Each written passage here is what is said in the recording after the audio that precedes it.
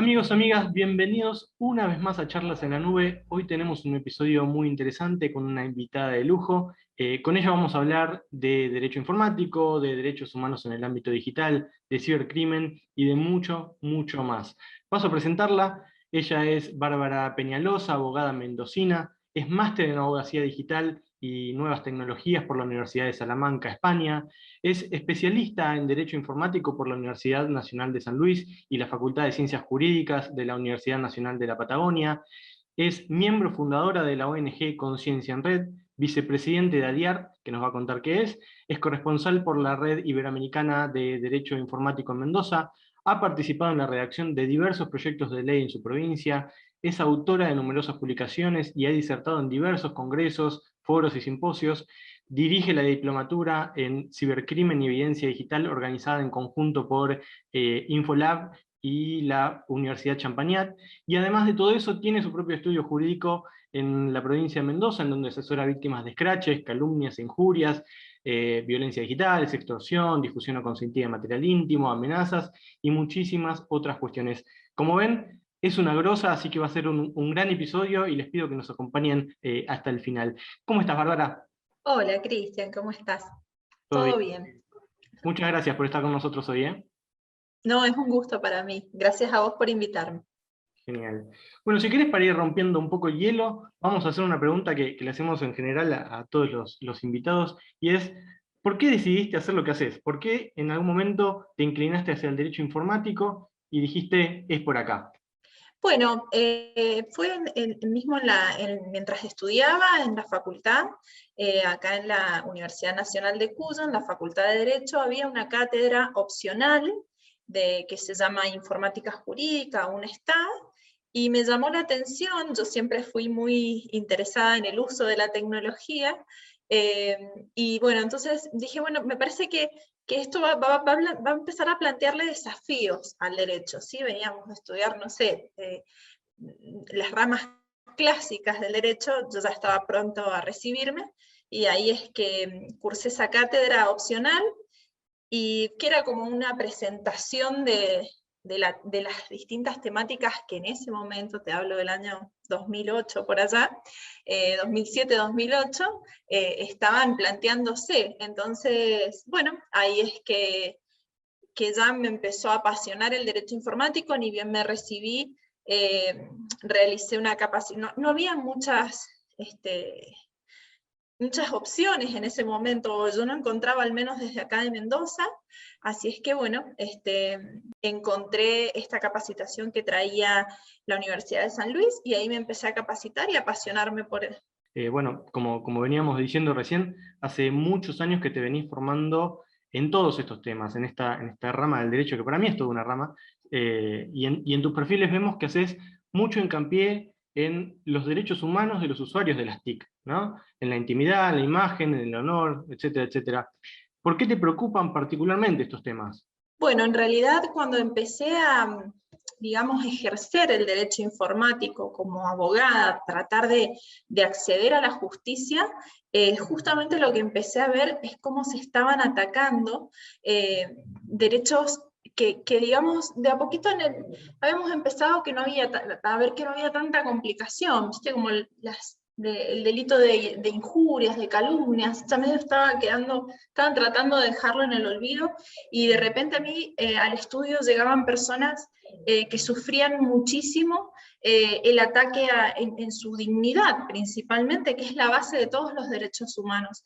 Entonces ahí es cuando empecé, digamos, a preocuparme en esa lista del derecho informático. Y bueno, y de repente estamos viendo cómo abruptamente ya avanza hacia otros carriles, hacia ya la inteligencia artificial, que ha llegado y ya está como fuerte, digamos, utilizándose.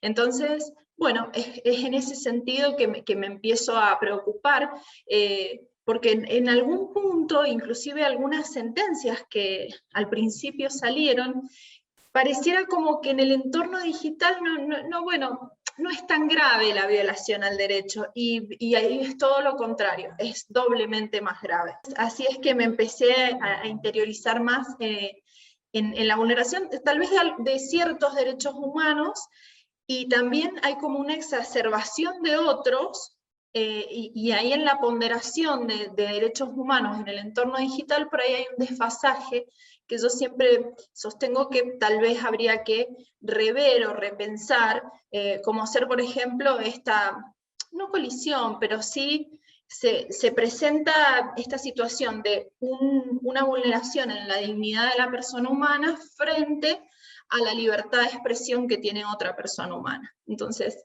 creo que, digamos, por ahí es donde más me he hecho hincapié. Excelente, es uno de los grandes dilemas, ¿no? De todas estas cuestiones de las tecnologías de la comunicación e información, ¿no? Ese choque, si se quiere, entre dos extremos. Bien, y justamente vos venías hablando del progreso, de todas estas cuestiones.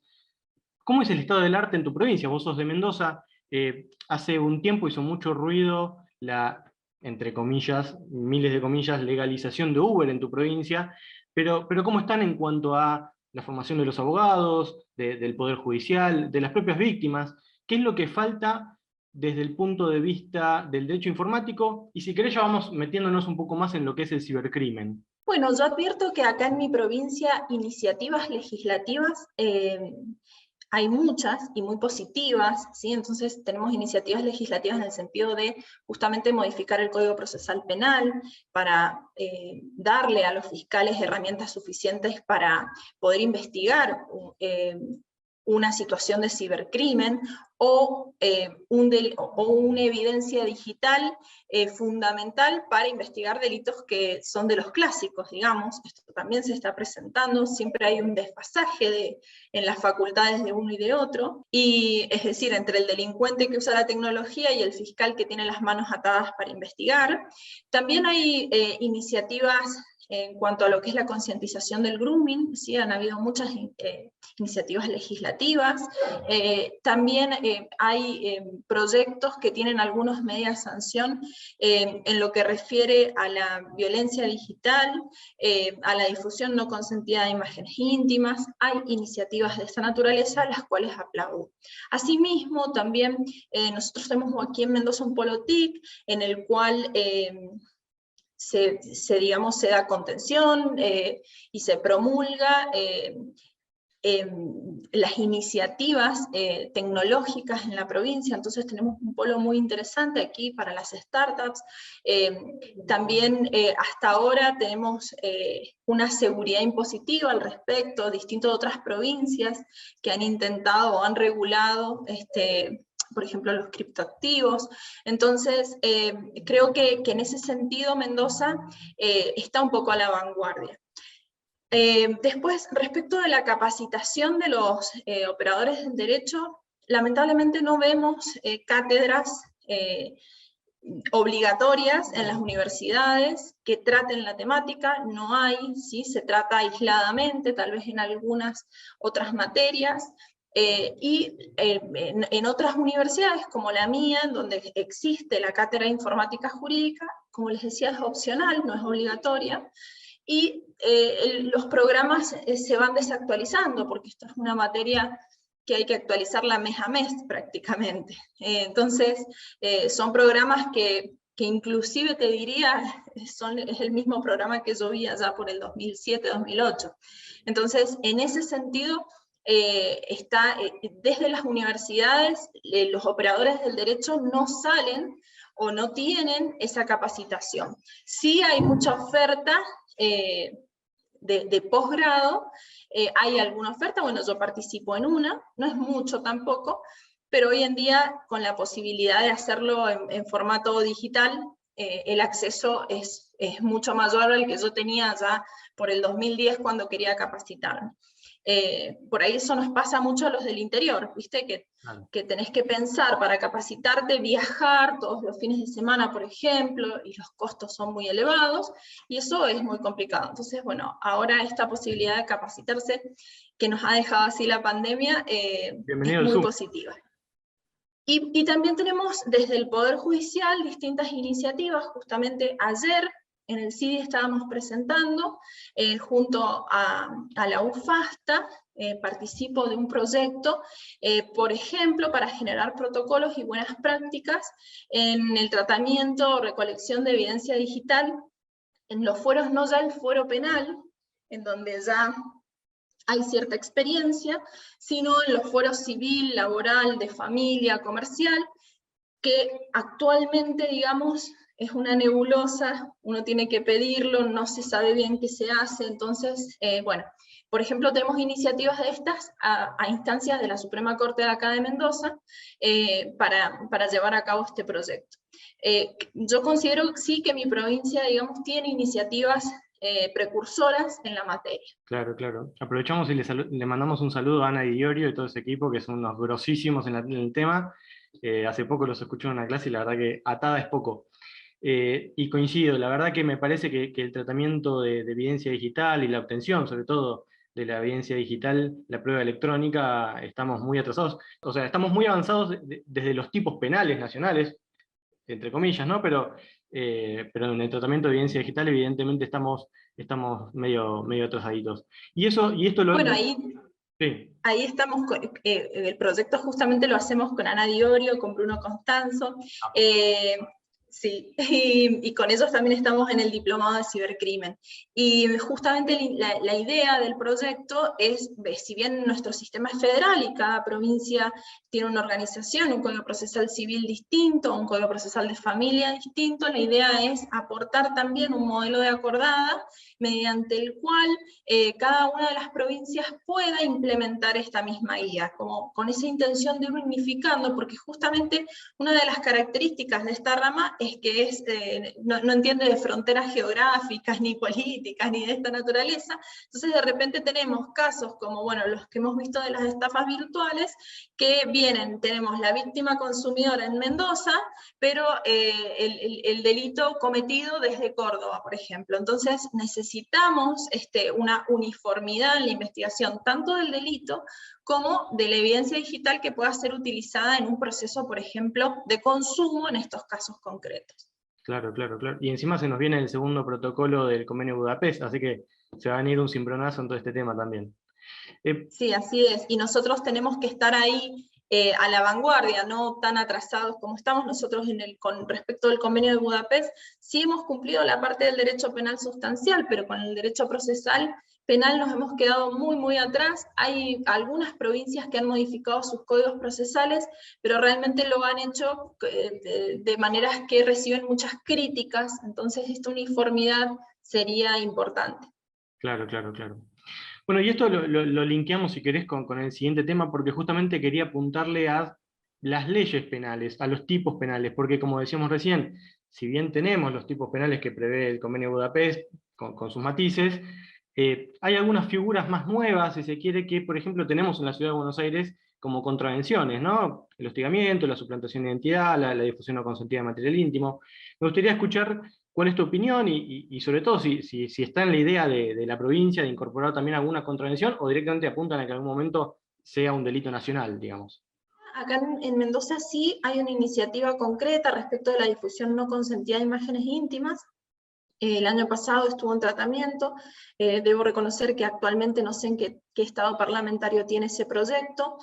Cuando se modificó el Código Contravencional, que se modificó hace 2 o 3 años, bueno, con estos años de pandemia he perdido la cuenta, y lamentablemente en esa oportunidad no se tuvo en consideración, o sea, si bien había un capítulo para añadir algunas contravenciones en este sentido, no fue eliminado, ¿sí? Igualmente no estaba muy bien propuesto.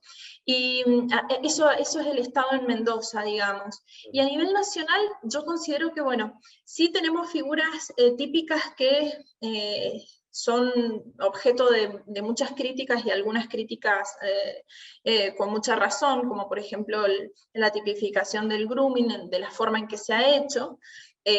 Creo que sí sería bueno algunas reformas en el sentido de mejorar las figuras típicas que tenemos, pero creo que estamos muy bien, digamos, comparado con otras latitudes.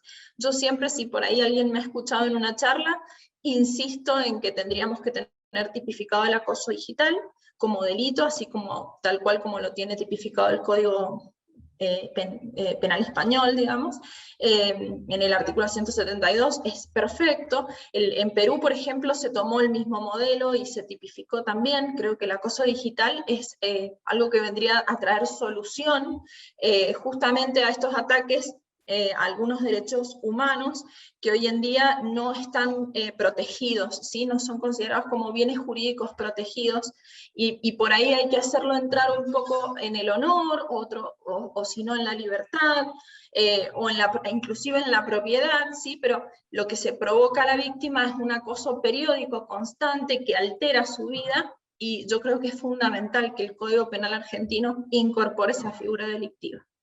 Totalmente, para mí terminás agarrando casi por analogía todo y termina siendo medio un derecho a la medida de los jueces y de quien sea, ¿no? Pero sí, es un gran problema, coincido totalmente. Eh, Te voy llevando un poquito al caso concreto. Vos tenés mucha experiencia en violencia de género digital. Me gustaría que nos cuentes, y sobre todo a los que nos escuchan, ¿qué es lo primero que le decís, por ejemplo, ante una difusión no consentida de material íntimo, que en algunos casos mal llamada por venganza? ¿Qué es lo primero que le decís a la víctima que va y te consulta a vos?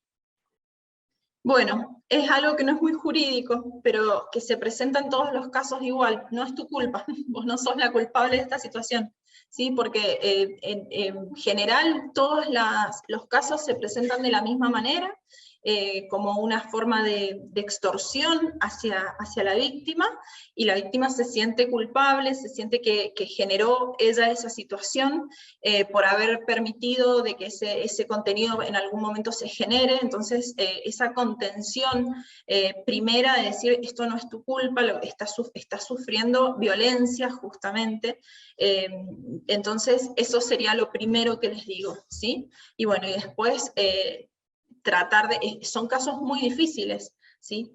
Siempre yo trato de darles una solución extrajudicial, porque si uno tiene que canalizarlo judicialmente, significa también una revictimización en algunos casos, porque son casos muy complejos de llevar, y justamente esta falta de capacitación en lo que es el tratamiento de la evidencia digital, en lo que es la solicitud de datos a las empresas privadas, por ejemplo, que no está aceitado, que si viene de un juez civil, algunas empresas, por ejemplo, como Facebook, a veces no otorgan los datos que necesitamos.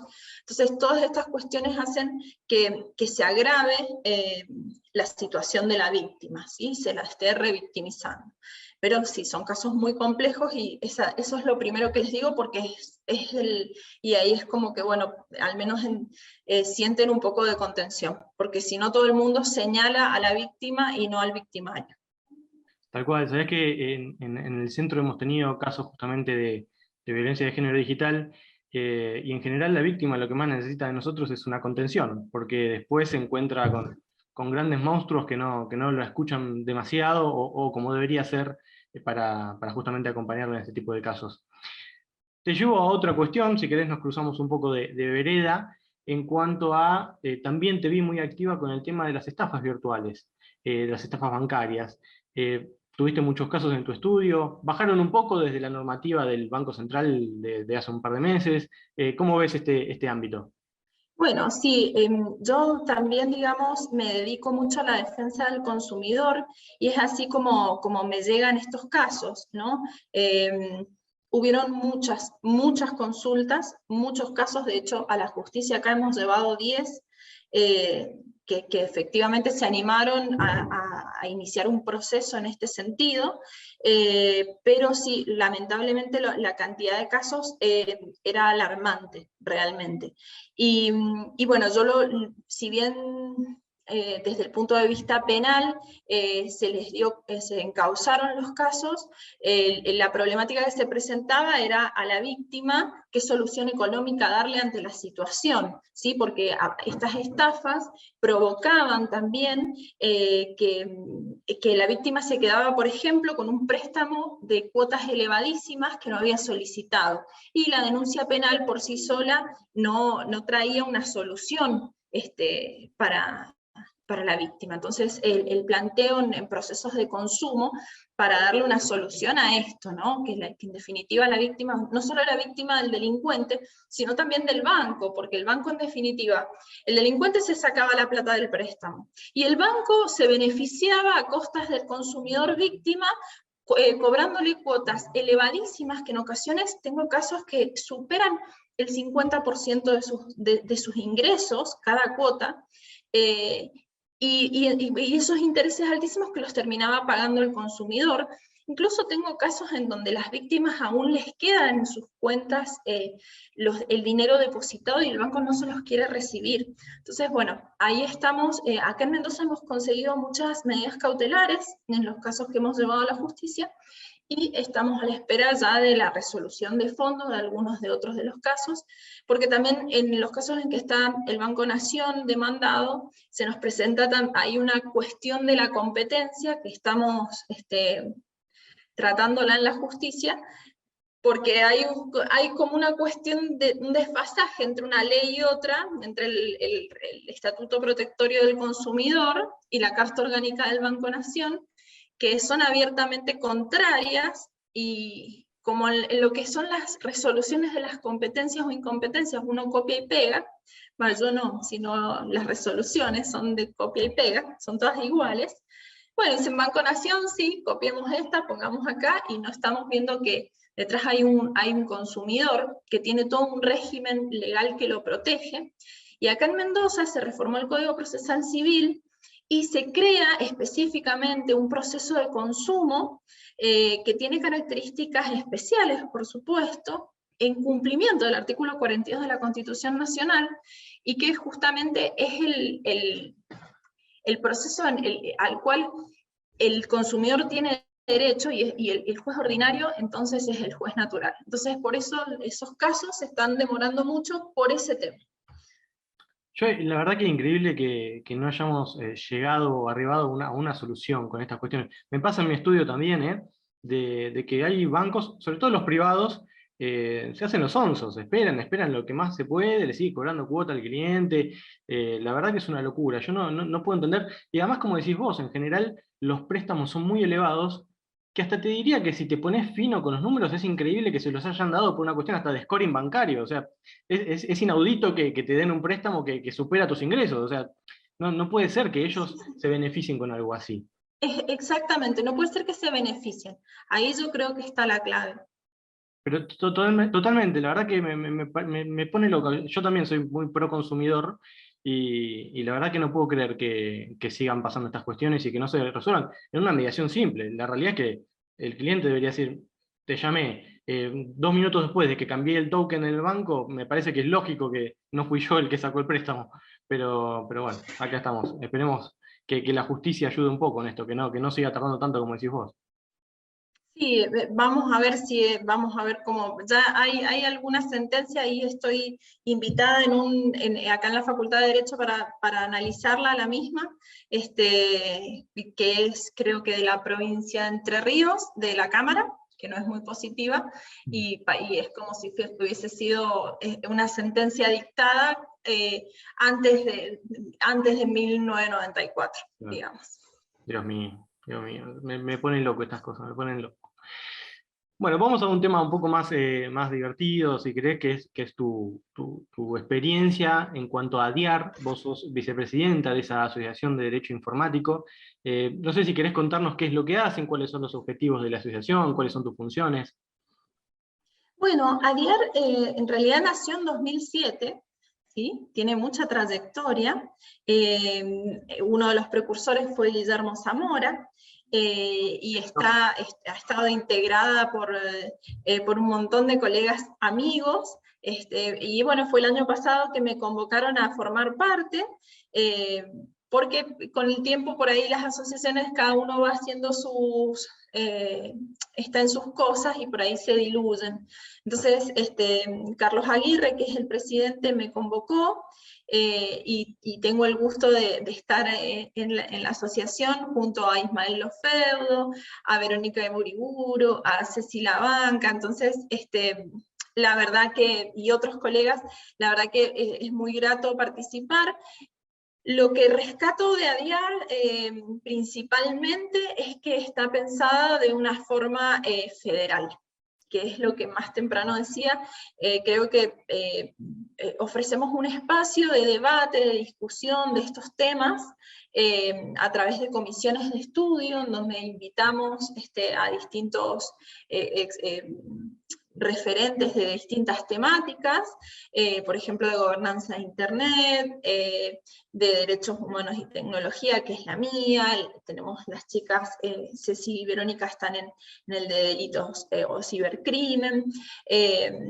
Ismael, él está siempre ahí en las cuestiones más precursoras de las startups, los criptoactivos. En su comisión trata de esos temas, y son temas que, digamos, que los hacemos online para que sean accesibles a todas las provincias, se puedan conectar, son gratuitas, y generar estos espacios de discusión de estas temáticas para ir, digamos, para contribuir académicamente en ese sentido, y justamente permitir que estos operadores que tal vez en su carrera no pudieron capacitarse, por ahí no pueden acceder a un posgrado, bueno, al menos sí a algunas charlas de temas concretos que tengan ganas de participar.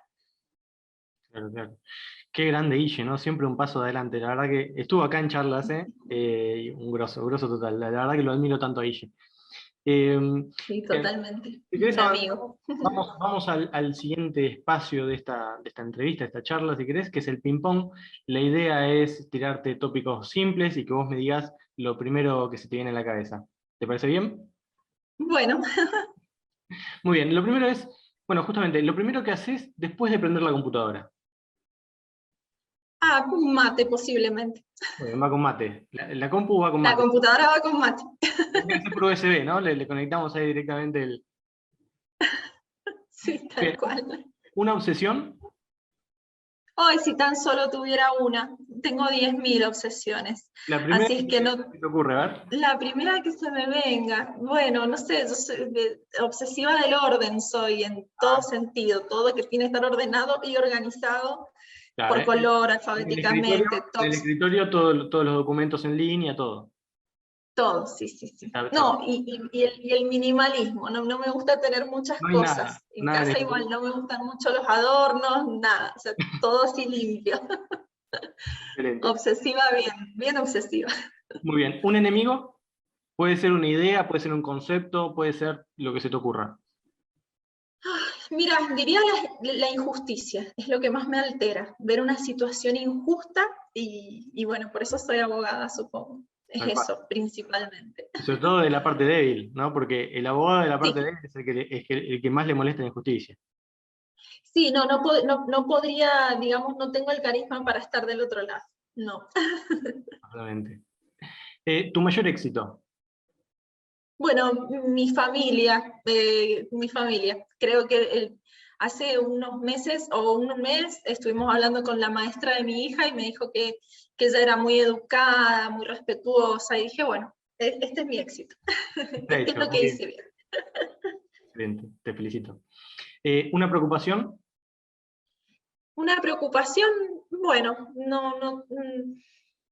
digamos, no tengo son las preocupaciones de día a día, supongo que esté bien mi hija, mi marido, mi familia, mis padres, que ellos estén bien, esa es mi mayor preocupación.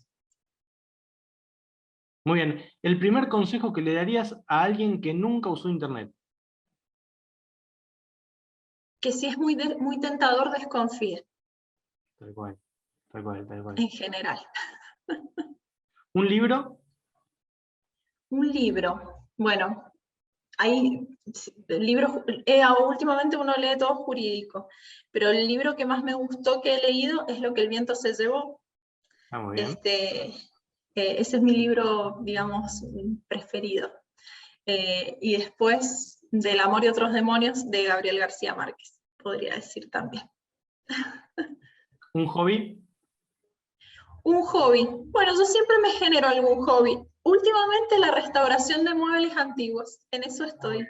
La Porque pandemia, es ¿no? tan abstracto.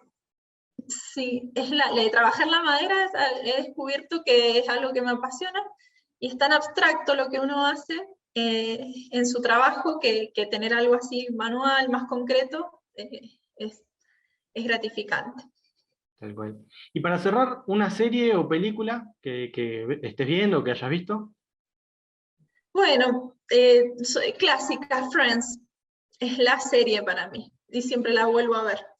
Pero bueno, sí, una serie que me llamó mucho la atención, que no es muy, no te podría decir Black Mirror, sí me gustó también.